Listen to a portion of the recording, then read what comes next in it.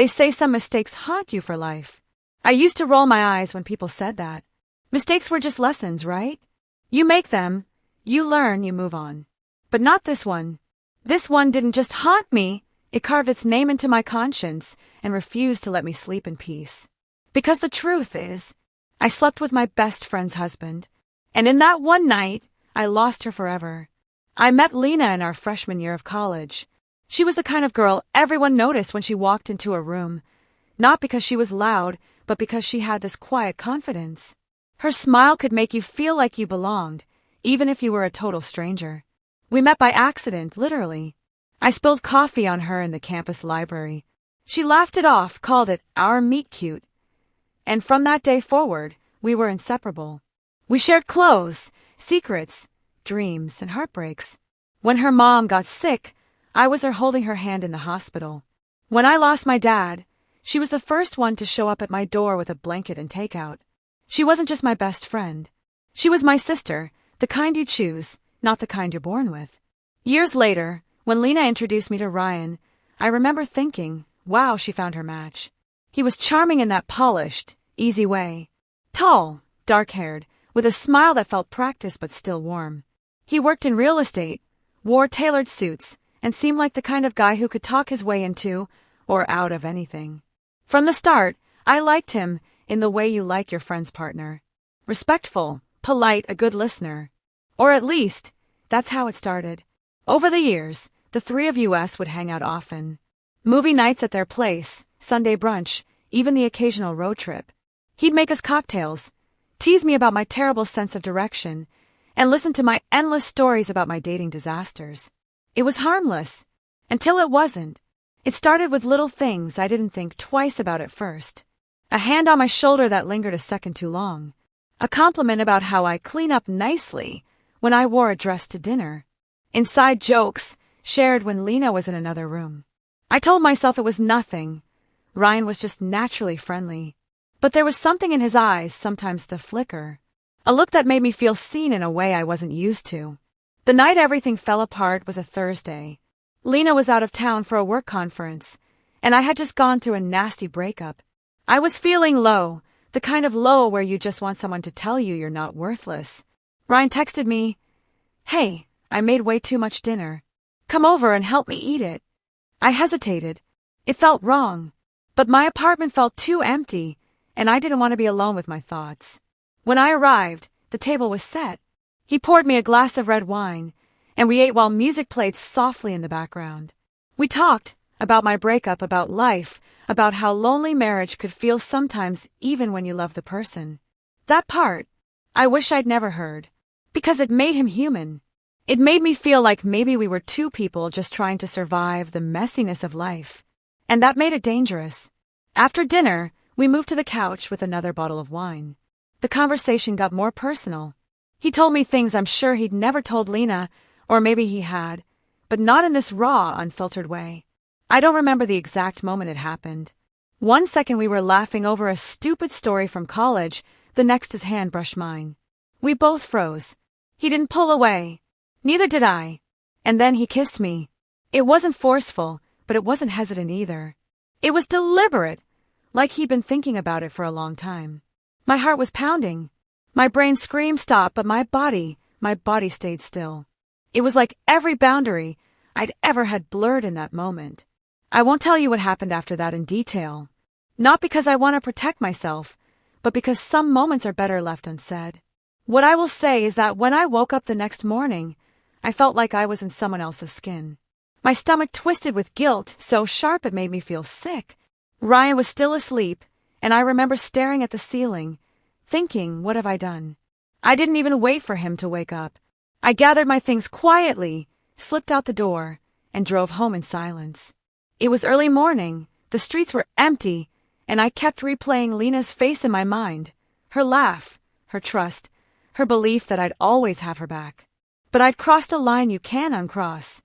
And the worst part, no matter how I try to justify it, the wine, the loneliness, the heat of the moment, deep down I knew the truth. This wasn't just a mistake. It was a choice. And I had made it. When the sun came up that day, I knew my life would never be the same. And not in a good way. The morning after was bad.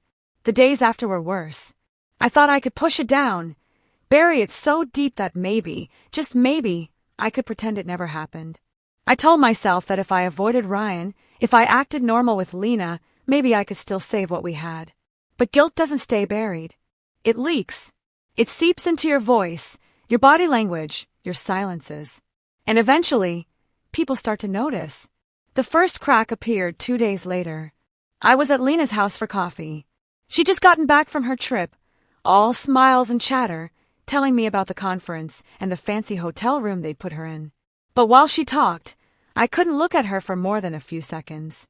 Every time I met her eyes, I saw what I had done reflected back at me. I laughed too quickly, nodded too much, stared at my cup like it was the most fascinating thing in the world. And Lena, she noticed. "Are you okay?" she asked, tilting her head.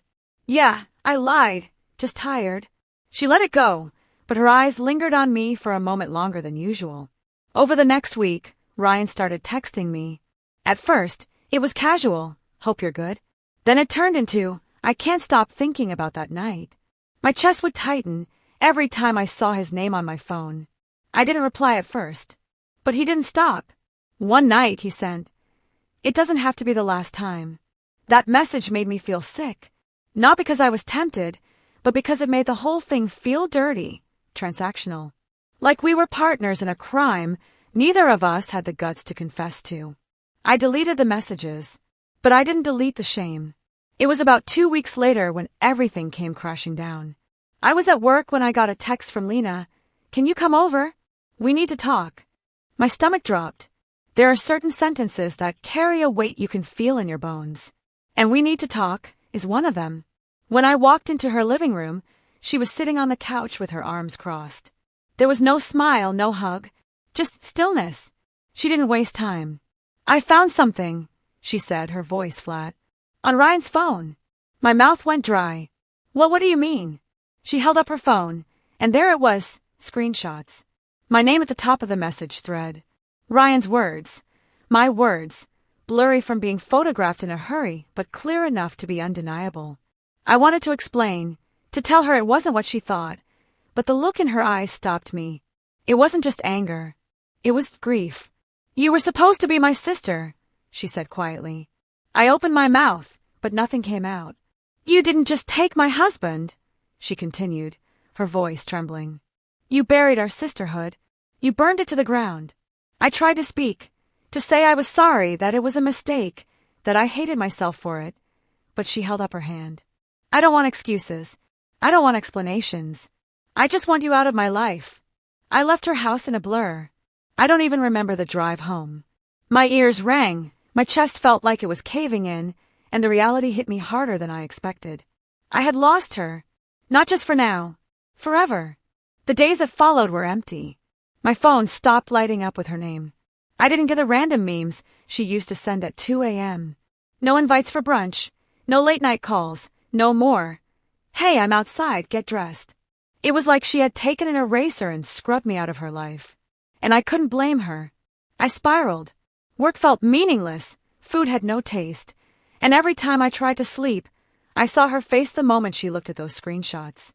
I saw her pulling away, the door closing behind me, the sound of my own footsteps as I walked out of the one friendship that had ever truly mattered. If you're still listening and want to hear how I turned this betrayal into a revenge that no one saw coming, make sure to like this story and subscribe for more. Because while I had destroyed my bond with Lena beyond repair, the story didn't end there. And, as much as I wanted to punish myself, a part of me wanted something else even more. I wanted to make things right. Or at least, as right as they could ever be. Time passed, but it didn't heal anything. If anything, the silence between me and Lena made the wound deeper.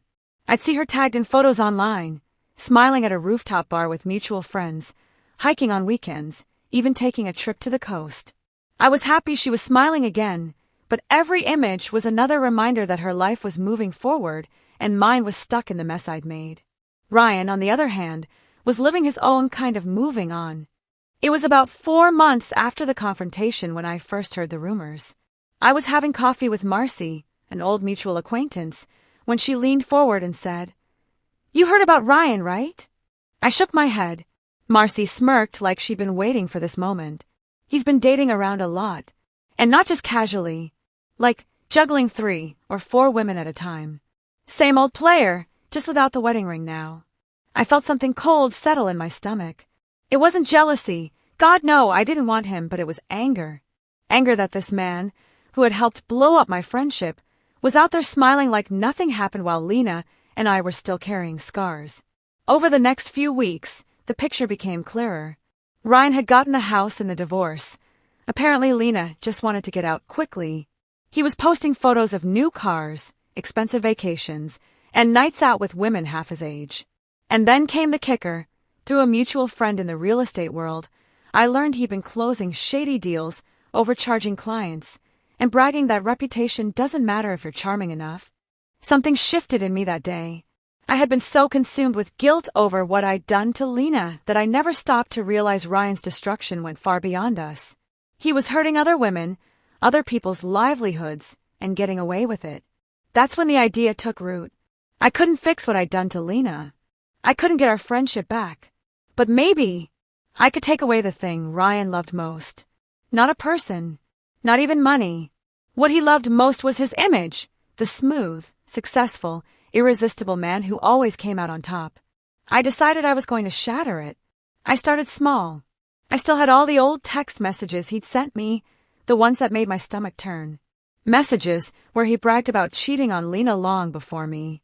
Messages where he joked about using charm to close deals with women in his industry. I compiled them. Then I reached out to a few women he'd been seeing recently, anonymously. Some were surprised, some angry, some sadly unsurprised. One of them even sent me screenshots of her own conversations with him, confirming he'd been lying about being exclusive with each of them. I didn't stop there. I spent weeks combing through his social media, his business listings, and even his public records. I found complaints from former clients buried in review sites, accusations of him cutting corners on property deals, and, jackpot, a county record showing unpaid property taxes on one of his investment homes. The more I found, the more I realized just how deep his arrogance went. He didn't think anyone could touch him, and that was going to be his downfall. I created an anonymous account, no name, no face, nothing traceable. The username was simple, The Real Ryan. I started posting. At first, just vague warnings. Ask Ryan how many women he's dating at once, or wonder if Ryan's clients know what corners he's cutting. Then, once I had a small following of curious locals, I began posting receipts, screenshots, public documents, snippets of text conversations, with names blurred to protect privacy. People started talking. The posts got shared. Clients pulled back from working with him. The women he was seeing began ghosting him. For the first time since I'd known him, Ryan wasn't the one in control. If you're hooked on this story so far, don't forget to hit the like button and subscribe for more stories like this one. Because while watching him lose his shine was satisfying, I had one more move planned, the kind of poetic ending that would make sure he'd never forget me, or what he'd done. By the time I was ready for my final strike, Ryan had already lost 2 big clients. His new girlfriend had dumped him in a public scene at a restaurant, and his real estate king image was crumbling. But I wasn't finished. Not until the truth reached the one person I'd wronged the most. By the time winter rolled around, Ryan wasn't smiling in public anymore. The confident swagger he used to have gone. His online posts had slowed to a trickle, and when they did appear, the comments were a battlefield of people calling him a liar, a cheat, and worse. But I still hadn't done the one thing I set out to do. The thing that would make sure Lena knew exactly who she'd been married to. One rainy Thursday evening, I sat at my kitchen table with my laptop open. The anonymous account was ready, the final post drafted. It wasn't messy or vindictive in tone. It was factual, with every piece of evidence attached.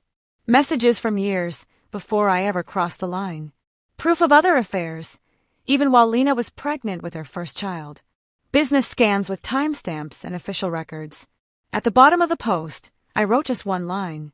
People like this don't just hurt one person, they make a career out of it.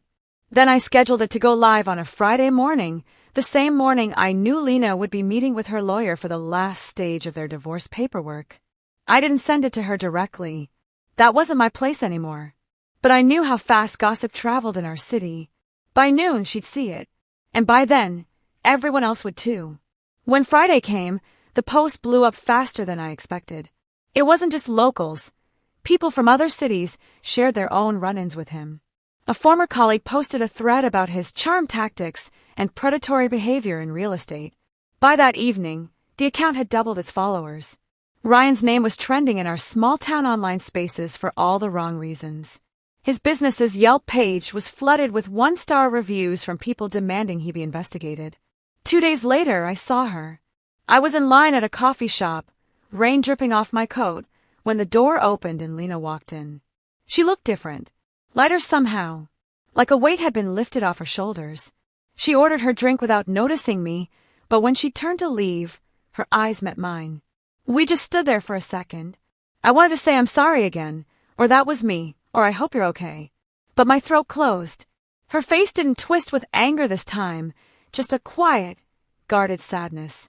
And then she walked past me without a word. That night, I sat on my couch, staring at the ceiling. I felt conflicted. I had done what I set out to do. Ryan was ruined, his charm shattered, his reputation dust. People knew who he really was now. But it didn't change the fact that Lena was gone. It didn't erase the night I made the choice that broke us. Revenge might bring justice, but it doesn't bring back the people you've lost. If you want to hear more true-to-life stories like this one, make sure you like and subscribe. It helps us share more stories that dig into the messy truth about life, love, and betrayal. A week later, I heard through mutual friends that Lena was moving to a new city for a fresh start. She'd sold what little she had left in that house and was ready to close the chapter completely. I knew I'd never see her again. And maybe that was the real consequence.